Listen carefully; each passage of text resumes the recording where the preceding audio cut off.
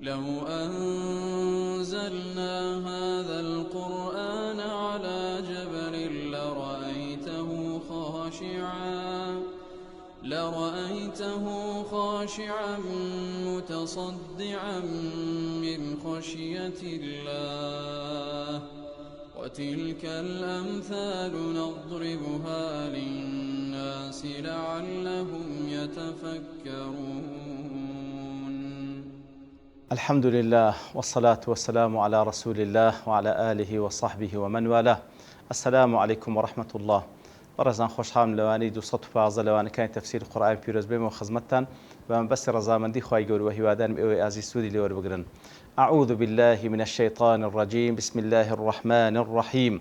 آمن الرسول بما أنزل إليه من ربه والمؤمنون كل آمن بالله وملائكته وكتبه ورسله لا نفرق بين أحد من رسله وقالوا سمعنا وأطعنا غفرانك ربنا وإليك المصير.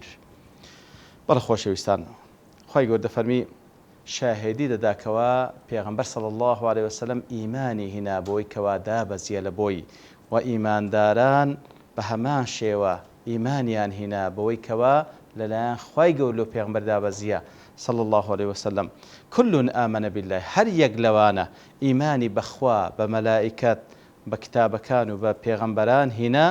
و دەڵێن لا نفرق بين أحد من رسله و دەڵێن ئێمە بە هیچ شێوەیەک تەفرقە لە بینی پێغەمبەران ناکەین، بڵێن ئیمانمان بە هەندێک کوفر بە هەندێک دەکەین. وقالوا سمعنا وأطعنا، ئیتر دەڵێن گوێمان لێبوو گوێڕایەلیش دەکەین. غفرانك ربنا، یا ربی خوا لێمان خۆش بە و إليك المصير، گەڕانەوەش هەمووی لۆ لای تۆە. وەکو لەوانەیە ڕابردوو باسمان کرد لەو ڕوایەتێکەوە ئیمامی ئەحمەد و ئیمامی مسلم ڕوایەتیان کردێ. ئیبن عەباس دەجێڕێت خوای ڕازی بکەوە پاش ئەوەی کە ئاەتەکە دابەزی و حاسب ئین تبدوا ما فی ئەنفسکم ئەو تخفوه یحاسبکم به الله، سەحابە زۆر پێم شەوەش بوون، هاتن لەسەر چۆکدان یا ڕەسوول ئەو لە توانای ئێمەدانیە، کەواتە ئەوەی بە خەیاڵیشمان دابێ خوای گەورە حسابمان لەگەڵ بکا، کەواتە ئێمە بە هیلاک دەچین. پێغەمبەر صلی الله علیه و سلم فەرمی ئەنگۆ دەتانوی وەکو جوولەکە و دیانەکان بڵێن سەمیعنا وعەصەینا، نەخێر بڵێن سەمیعنا وئەطەعنا، بەڵێ گوێمان لێ بە گوێڕایەلیشمان کرد. غفرانك ربنا وإليك المصير. بالضبط سەحابەش وایان فەرموو. خوای گەورە سوبحانه وتعالى دەفەرمی پێغەمبەر صلی الله عليه وسلم و ئیمانداران بە هەمان شێوە هەمویان ئیمانیان بەخوا و بە پێغەمبەری خوا و بە هەموو ئاەتەکان و بە هەموو پێغەمبەران و بە هەموو ئەو ئەرکانانەی ئیمان هێنا و گوتیان غفرانك ربنا وإليك المصير. کەواتە ئەوە وەکو با بڵێن ئەو ڕیوایەتێک ئیبن عەباس دەجێڕێت خوای ڕازی بێ. بەعام وەکو باسمان کردکەوە قورئانی پیرۆزەوە تا سوورەتی ئەلبەقەرە ئەو هەموو ئەحکامانەی کە تێیدایە ئەسڵ وایە ئینسانی ئیماندار وەکو خوای گەورە دەیەوێتن، وەکو پێغەمبەرەکەی صلی الله عليه وسلم بڵێن ئیمانمان هێنا وسمعنا وأطعنا غفرانك ربنا وإليك المصير. ئیماندار ئەوەیە موقفی. آمن الرسول بما أنزل إليه من ربه، شاهدية لله إخوة سبحانه وتعالى كبيغمبر إيماني هنا بهمو أوشتاني كلوي دابزي اللام پروردگاري. آمن الرسول بما أنزل إليه من ربه والمؤمنون، وإيمان دارانج أو كواناوي إيمان دار فعلا إيماني هي بهمو أوشتاني كوا دابزي اللام خواي قولوا له بيغمبر صلى الله عليه وسلم إيمانك وكو قتمان بمعنى تصديق ده برازانين وهروها يستلزم القبول والإذعان. ئەوە ئیمانە لە ئەهلی سونە و جەماعە، وەکو باسمان کرد لە وانەکانی سەرەتاشدا، کەواتە ئیمانێک واتە ئیمانمان هێنا پێمان ڕاستە هەموو ئەو ئەخبارانی کە تێیدا لە قورئانی پیرۆز کە خوای گەورە دای بەزاندی لەسەر زمانی پێغەمبەرەکەی صلی الله علیه وسلم لە ئەحادیثی صحیح هەموو وەکو عەقیدە و خەبەر کەوا لە ئەوەی لە دەباس لە ڕابردوو دەکا لە خەڵقی ئینسانەوە، ئەوەی کەوا باز لە صفاتی خوا دەکا، ئەوەی کەوا باز لە داهاتوو دەکا، هەموو ئەو شتانی کە هاتیە لەلای خوای گەورەوە پێمان ڕاست بی و قبولی بکەین، شەک و گومانمان لێ نەبی، و هەروە ئیذعانیشمان واتە ملکەز بین لە بۆ ئەحکامەکان کە فەرمووی ئەوە حەلالە بە حەلالی بزانین، فەرمووی ئەوە حەرامە بە حەرامی بزانین، فەرمووی وا بکەن وا بکەن، فەرمووی وا مەکەن وازی لێ بینین. ئەوە ئیمانی ڕاستەقینە. ئیتر خوای گەورە شاهێدی دا پێغەمبەر صلی الله عليه وسلم بەو شێوەی ئیمانی هێنا کە خوای گەورە دەیەوێت لەلایەن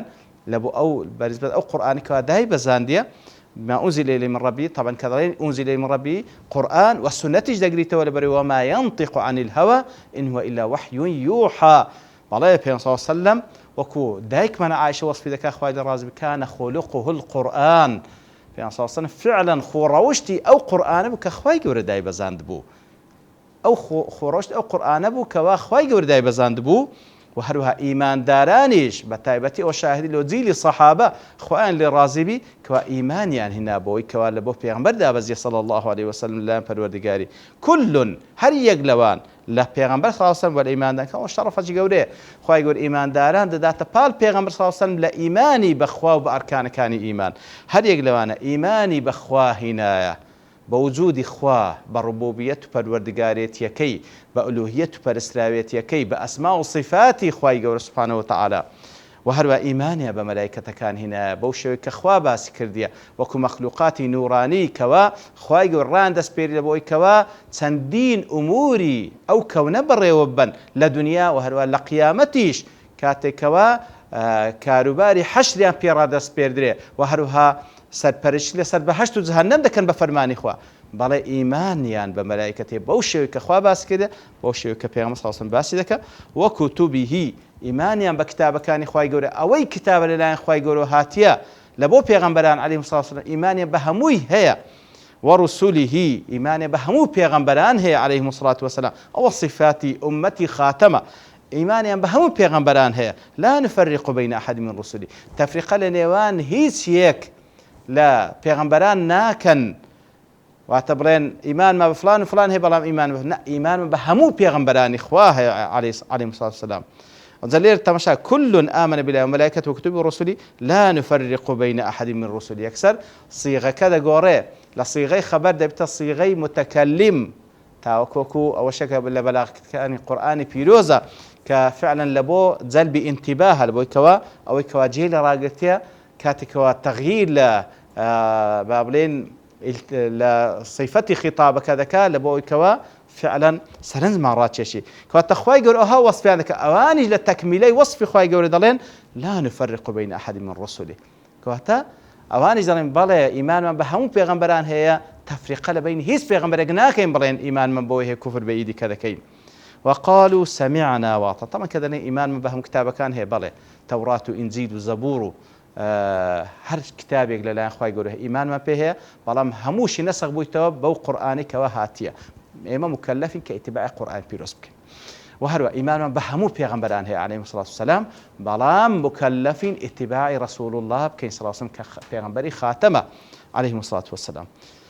وقالوا سمعنا وأطعنا خواهي قول دفرمي قتيان جو ما ليبو جو رايليش معك بلا الصحابة لحضور بيان صلى الله عليه وسلم ويان فرمو خواهي قول الشاهدين لده ومش بيويست بلين وكو سمعنا وأطعنا جو ما ليبو جو رايليش ما كرت غفرانك ربنا دي ليما خوش بأي پروردگار من غفرانك ربنا وإليك المصير وقرانا وشمان لأمور دنيا وقيامة ما هل ولايتها أويكوا برياردر لو وجودي لبوه كسكو قوله هر خوايا سبحانه وتعالى أوي خوا ديوي هر أودبي أوي خوا ديوي هر أودبي أقر خلچيج نيوي أو إخواج نيوي نابي أجر همو خلشيج بيو إليك المصير لو حكم هر دقرته ولايتو قضاء وقدر دقرته ولايتو عاقبتي هم مخلوقش هر دقرته ولايتو أو زلك وتآد هذا فرمي لا يكلف الله نفسا إلا وسعها لا يكلف الله نفسا إلا خواي قول تكليف لهيج كسيناك إلا أويلة وانا خوي داهبي كوات أصل الشريعة كلا أو هاتيه همو أوشتان للشريعة هاتي للطاقي بالشرع أجرنا خواي قول سبحانه وتعالى اشتك ما لتكلفنا كالطاقي إيما دانبي لا يكلف الله نفسا إلا وسعها لو يكوزانان دفرمون كواتا أوي لتوانا بشر دانية لو شريعتي هرنية أو بعام وأوي كوا لحالاتي استثنائيش مثلا خواي قول فرض كرنواج لبيوبك أو بيناك لبيوبك لا تكليف مع العجز براستي كوانات واني لبيو بكالبون مونا لدهشتن بك لدهش ناتوان لا أو بك كواتا تكليف لقدر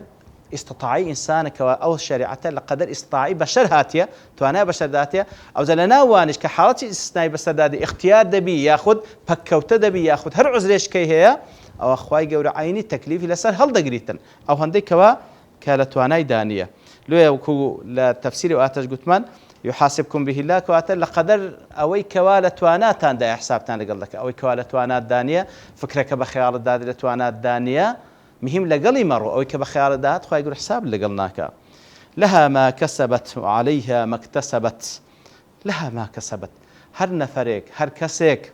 لە قەدەر توانای خۆی خوای گەورە تەکلیف دێت ئیتر هەر چاکەیەک کە دەیکا لەها لە بۆ مەسلحەتی خۆیتی بەڕاستی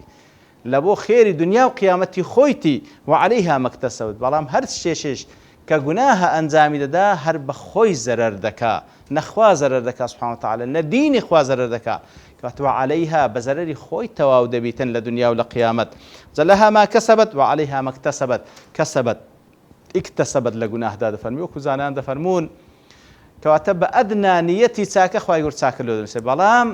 گوناه و تاوان اكتسبت افتعالە کەواتە گوناه بە فعلی بیکەی ئەوجە گوناهکە لێ دەنووسرێ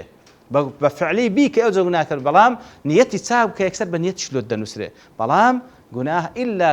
کردەوە یاخود لە دڵ دەنووسێ عەزمت جەزم کرد ئەوجە لە بۆ دەنووسرێ لها ما كسبت وعليها ما اكتسبت ربنا لا تؤاخذنا إن نسينا أو أخطأنا ئەوجە لە کۆتایی ئاەتەکاندا لە کۆتایی ئەو سوورەتەشدا خوای گەورە فێرمان دەکات کوو لە خوا بپاڕێن کە بەڕاستەوەش نیعمەتێکی زۆر گەورەیە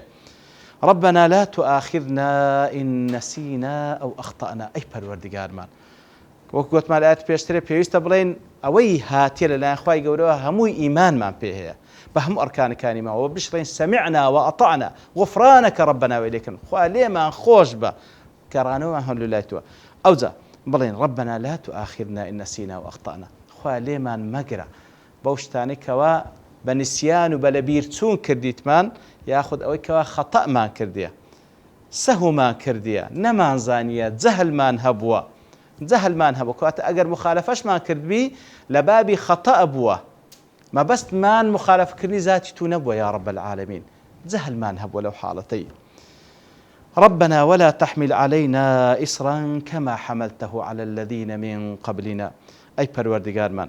ئیسر واتە العهد الثقيل واتە خوا شتی قورس مەخە سەرشانمان ئەگەرچی لە تواناشمان بەڵام قورسە كما حملته على الذين من قبلنا وەکو ئەوەی کەوا خستە سەر ئومەتەکانی پێشی ئێمە دیارە خوای گەورە زۆر شت هەبوو کەوا مەشەقەت تێدا بوو لەسەر ئومەتەکانی پێش مەیدانە بە تایبەتی وەکو عقوبە وەکو مەسەلەن ئەو ئاەتێکەوە هەلە سوورەتی البەقەرە کە باسمان کرد کاتێکەوە جوولەکەکان لە غیابی موسا عەلەیهی سەڵات وەسەلام چوون گۆلچیان پەرست ئیتر خوای گەورە فەرمووی بۆی لێتان خۆش دەم کەوە ئوقتولوا ئەنفوسەکم لەسەر زمانی موسا پێیانی فەرموو یەکتری بکوژن فعلا یەکتریان کوشت ئەوجە دوای خوای گەورە ئەوەی کەمانەوە لێیان خۆش بوو ئیتر چەندین قورساتی هەبوو وەکو عەهدی قورس لەسەر ئەهلی کتابی دانا وەکو عقوبەیەک فبظلم من الذين هادوا بەسەبەبی زوڵمێک کەوا دەیان کرد خوای گەورەش باری قورسی دەخستە سەرشان بەڵام بە هاتنی پێغەمبەری مە صلی الله عليه وسلم کەوا ڕەحمەتەن للعالمین هاتیە وەکو خوای گەورە لە سوورەتی المائدة باسی دەکات ويضع عنهم إصرهم والأغلال التي كانت عليهم ئەو شتە قورسانی کەوا لەسەر ئومەتەکانی تر هەبوو خوای گەورە بە هاتنی ئەو پێغەمبەرە لەسەر ئەوان و لەسەر ئومەتی ئیسلامی لادا لەسەر ئەوانیش کەوا داوایان لێکرا بێنە ناو ئومەتەی و هەروە لەسەر ئومەتی ئیسلامی لادا ئەو عەهدە قورسانە ئیتر خوایە ئەو شتانەمان لێ تەکلیف نەکەی کەوا قورسە لەسەر شابان ئەو عەهد و پەیمانانەی ئیسر ئەو عەهد و پەیمانە قورساتی تێدا خوایە ئەوانمان لێ تەکلیف نەکەی ربنا ولا تحملنا ما لا طاقة لنا به خوايا اشتوامان مەخە سەرشانی لە قەزا و قەدەری خۆت کەوا تاقەتمان نییە هەڵی بگرین لە تاقەتمان دانیە هەڵی بگرین ئیبتلامان مەکە بە ئیبتلای وا و بە تاقیکردنەوەی لە توانە و تاقەتمانە چەند محتاجین بەو دوعانە ولا تحملنا ما لا طاقة لنا به خوايا مصیبەتی وام نینیە سەری تەکلیفی وام نینیە سەری کەوا لە توانای من دانیە یا رب العالمین واعف عنا واغفر لنا وارحمنا خوايا عفومان کەی لێمان خۆش بی و ڕەحمان پێ بکەی عفومان بکەی وەکو زانان دەفەرمون بە تایبەتی ئەو گوناه لە بینی خۆمان و خۆتە یا رب العالمین لەو تەقسیریانەی کەوا لە واجباتەکان کە دادنا ئێمە تەقسیریمان تێدا کرد خوا لێمان خۆش بە عفومان کە واغفر لنا ئەو گوناه و تاوانانە کە لە نێوان ئێمە و بەندەکانە خوایە لێمان خۆش بە و سترمان بکە کەواتە واعف عنا لە گوناهەکان بینی خۆمان و بینی خۆت یا رب العالمین واغفر لنا لەو گوناهانەی کە لە نێوان ئێمە و لە نێوان بەندەکانە سترمان بکە یا رب العالمین وارحمنا ڕەحمان پێ بکە یا رب العالمین بەوەی کەوا موفقمان بکەی سەرکەوتومان بکەی کە بتوانین زاڵبین بەسەر نەفسی ئەمارە بالسوء و شەیطان گوناه ئەنجام نەدەین و موفقمان بکەی لە بۆ ئەنجامدانی تاعەت کەواتە واعف عنا لتقصيرمان ببوري واغفر لنا لو محرماتاني كأنزام ماندايا وارحمنا لداهاتو يا رب العالمين سركوتو مام كيكوا خما لقنا باريزين وهروها كردوي تاك أنزام بدين أنت مولانا أي پروردگار ما أتو خاوني إيمي إيمش بندي توين ولاو دوستايتي من هموي لبوتو لبيناوي توا فانصرنا على القوم الكافرين دي إخوايا بس هرمان بيخل سركساني چي بێباوەڕ بەسەرمان بێخە لەسەر کەسانێکی بێباوەڕ کەواتەوە کوزانان دەفن ئەنتە مەولانا فانصرنا لە قەدەر وەلا و دۆستایەتی لە بۆ خوا خوای گەورە نەسرەت دەدا بەسەر کافران لە قەدەر وەلا چەند وەلا لە بۆ خوا و دینی خوا هەیە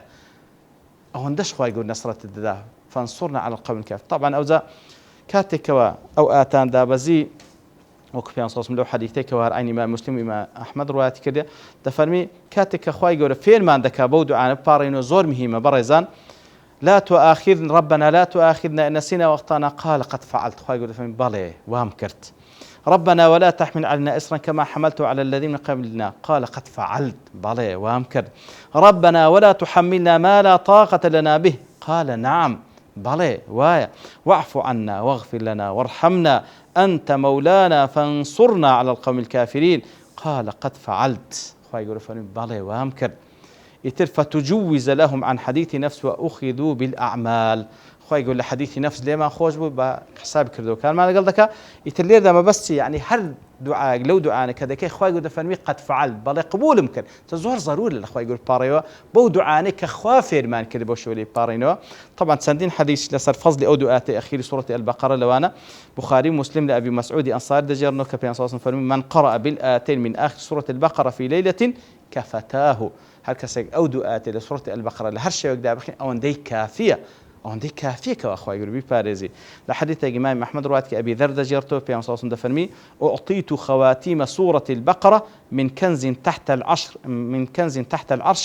ولم يعطهن نبي قبلي أو آتاني كوتاي سورة البقرة لە خەزێنەیەک لەژێر عەرشی خوا پێم بەخشرا هیچ پێغەمبەرێک لە پێشە من ئەو عەرشە ئەو خەزێنەی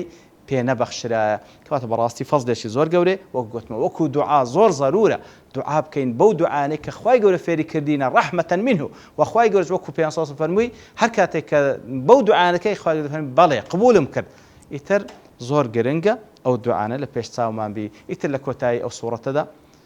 حمد و سنای خوای گەورە دەکەین سبحانه وتعالى کە موفقی کردین ئەوەندە تەمەنی پێبەخشین کەوا سوورەتی البەقەرە تەواوی تەفسیرەکەی ئیتر ئەوەی کەوا ڕاست و دروست بوو لەلایەن خوا بوو سبحانه وتعالى بە فەزلی خوا بوو حمد و سنای خوای گەورە لەسەر دەکەین هەر شتێک کە تێدا هەڵەما کرد هەر شتێک کە تێدا سەهوما کرد هەر شتێکمان کە تێدا لە بیر چوو باز بکەین کەوا پێویستە باز بکەین لە خوای گەورە داواکارین لێمان خۆش بی و هەروەها لە خوای گەورە داواکارین ئەو عیلمەمان پێ ببەخشیتن کەوا بیکەینە عەمەل علمی نافع بی و عەمەلی صالحی لەودا بێ بەبیتەمایی ڕەزامەندی خوای گەورە سبحانه وتعالى و داوای لێ دەکەین کەوا بەردەواممان بکە لە خزمەتی قورئاندا بژین لە خزمەتی قورئاندا بمرین شاد بینەوە بە شەفاعەتی پێغەمبەر صلی الله عليه وسلم و شەفاعەتی قورئانی پیرۆز وصلى الله وسلم على نبينا محمد وعلى آله وصحبه أجمعين وآخر دعوانا أن الحمد لله رب العالمين لو أنزلنا هذا القرآن على جبل لرأيته خاشعا متصدعا من خشية الله وتلك الأمثال نضربها للناس لعلهم يتفكرون